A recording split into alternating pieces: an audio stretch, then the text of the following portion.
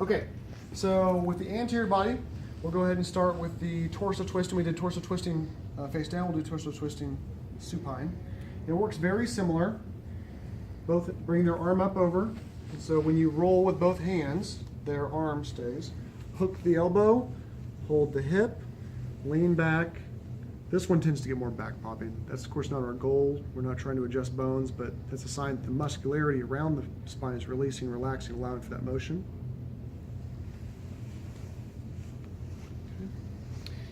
For the lower torso twist, bend the knee, hold the knee and the hip. I'm going to pull at the hip but use the knee as a lever. So we're using that to roll them over. Hook around the glute and hold the back. Hold the shoulder and twist.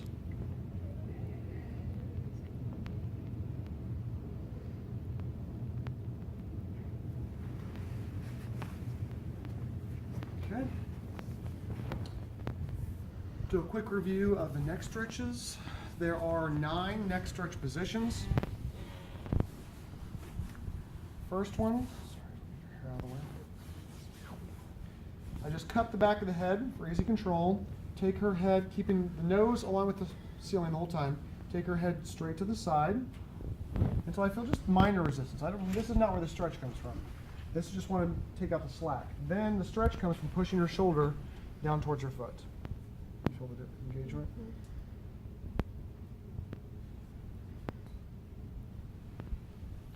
For the next position, I always come back to center before I rotate.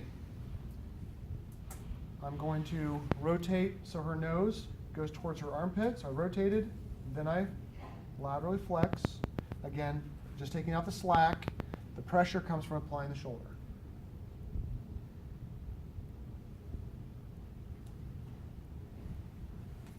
Come back to center. Rotate the opposite direction, and I'm cupping the ear here so I can hold the side of the head without smashing her ear.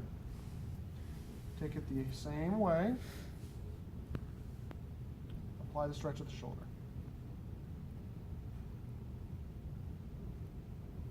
So these neck positions, there are 3 of them on each side for a total of 6.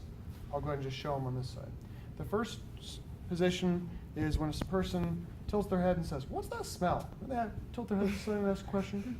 And the second one is when they sniff themselves. "Is it me?" And the third one's when they get all uppity and they stick their nose and they said, "It is not." All right. The 7th position.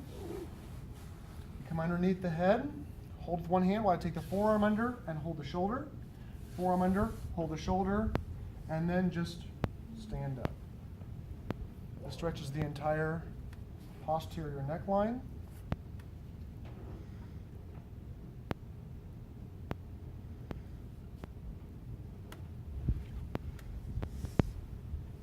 For the final neck stretch position, I have to have her move all the way to the end of the table.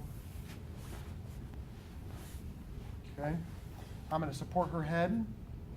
The average human head weighs between 8 and 12 pounds, so you should all be able to hold it nice and easy. Excellent. I'm going to have you come up about 8 more inches. A little farther. Farther. Great. Okay. So it feels to them like they're like hanging off. Well, they are. We want the shoulder to be clearly off. Otherwise, when I go back to the stretch, her head's going to be against the edge of the table. So I'm going to rotate her head at 45 degrees. That way I can see her SCM going straight up.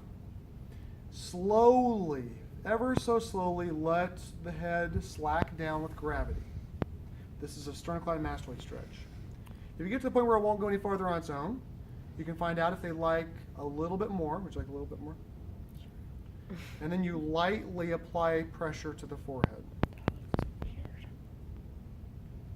This is always very slow, so they don't freak out and tighten up, and you don't, mess anything up.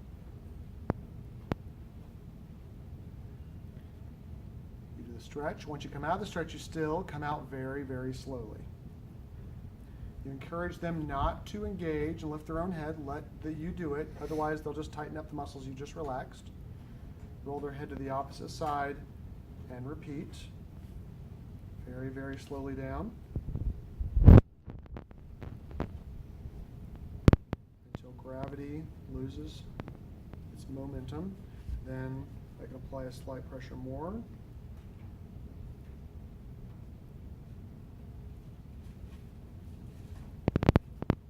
Nice and slow back up. I only rotate at the top, never during extension. And then I have her just scooch back down on the table. Support the head the whole way. They'll be prone to like crunch on their way back up, but that would just tighten everything we just released. Those are the next stretches. Thank you.